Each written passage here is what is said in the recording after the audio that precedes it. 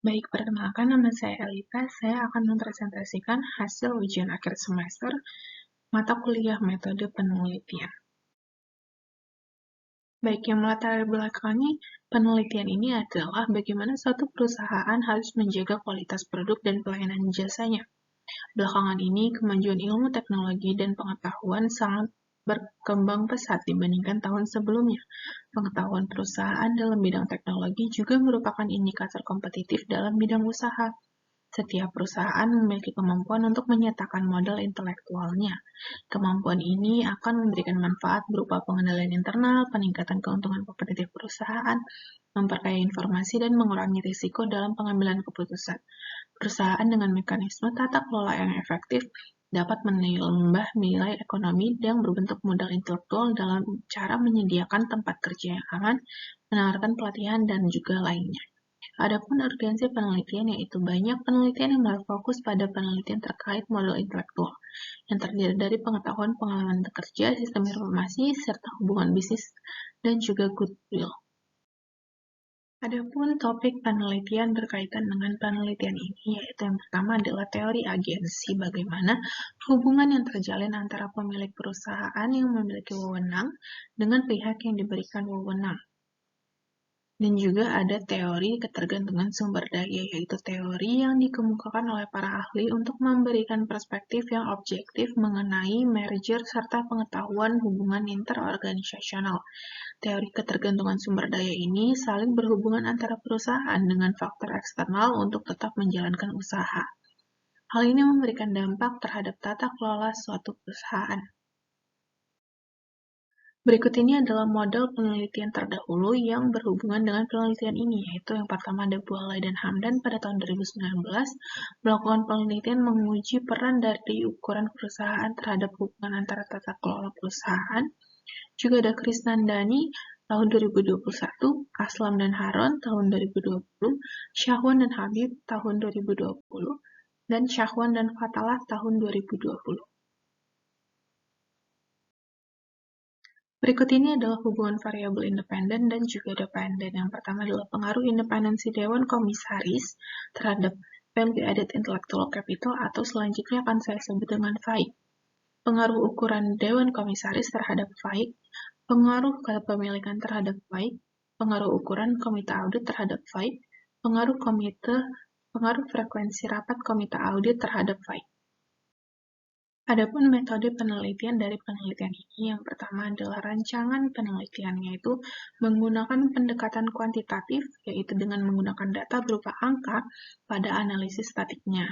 Penelitian ini bermaksud untuk mengetahui bagaimana pengaruh variabel independen, yaitu komponen intellectual capital, terhadap variabel dependen, yaitu tata kelola perusahaan. Berdasarkan tingkat kedudukan variabel, sehingga penelitian ini bersifat asosiatif kausal. Juga ada objek dari penelitian ini. Objek penelitian yang digunakan dalam penelitian ini mencakup laporan tahunan atau annual report perusahaan terbuka di BEI atau Bursa Efek Indonesia sejak tahun 2017 hingga tahun 2020. Informasi mengenai laporan tahunan setiap perusahaan ini saya dapatkan dari situs BEI, yaitu di www.idx.co.id ataupun situs resmi pada perusahaan masing-masing.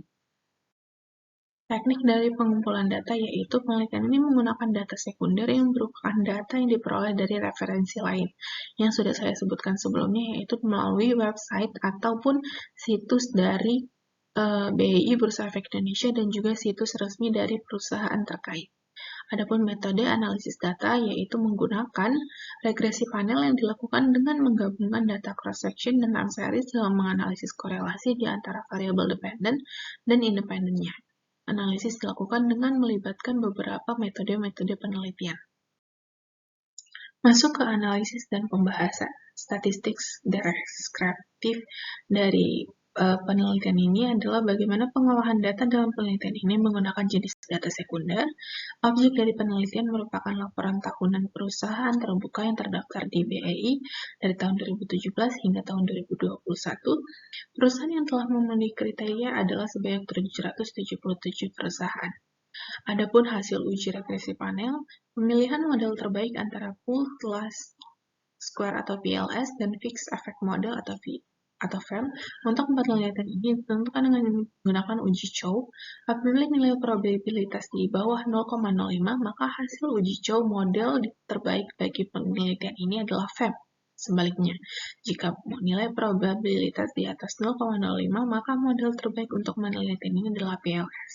Dari uji Chow yang telah dilakukan adalah temukan probabilitas di bawah 0,05, sehingga model terbaik dilakukan penelitian ini adalah fixed effect model atau FEM.